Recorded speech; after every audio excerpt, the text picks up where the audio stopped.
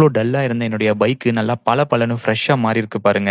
Coimbatore based company Napco car care products and accessories manufacture பண்றாங்க. நம்மளுக்கு ஒரு பேக்கேஜ் சென்ட் பண்ணியிருக்காங்க. அந்த பேக்கேஜ்ல பிளாஸ்டிக் ரெஸ்டரேஷன் லிக்விட் குடுத்துருக்காங்க. இத நம்ம வண்டியில அப்ளை பண்ணிட்டு எப்படி இருக்கு அப்படின்னு பார்க்கலாம். என்னுடைய வண்டி கிளீன் பண்ணுறதுக்கு முன்னாடி எவ்வளோ மோசமாக இருக்குது பாருங்கள். ரொம்ப டல்லாக அந்த பிளாஸ்டிக் வந்து பிளாக் கலர், அது ஃபேட் அவுட் ஆகிட்டு ஒரு மாதிரி கிரே கலரில் இருக்குது.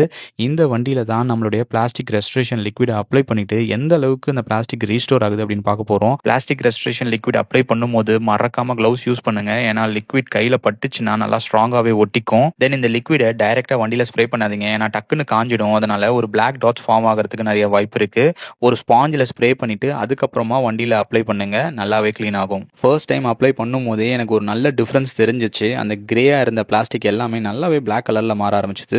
பிளாஸ்டிக் மட்டும் இல்லாமல் மெட்டல்லையுமே நான் ட்ரை பண்ணேன். அதுவுமே ஒரு நல்ல ரிசல்ட் கொடுத்துச்சு. ஃபைனல் லுக் எப்படி இருக்குன்னு பார்க்கலாமா?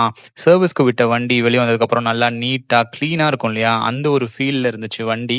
ஒரு 2-3 டைம்ஸ் யூஸ் பண்ணதில் ப்ராடக்ட் வர்தியாக தான் எனக்கு ஃபீல் ஆகுது. நாப்கோ கம்பெனியோடைய வெப்சைட் லிங்க், அதுக்கப்புறம் இந்த ப்ராடக்டோடைய லிங்க்ஸ் எல்லாமே டிஸ்கிரிப்ஷனில் கொடுத்துருக்கேன். தேவை இருந்தால் செக் பண்ணி பாருங்க.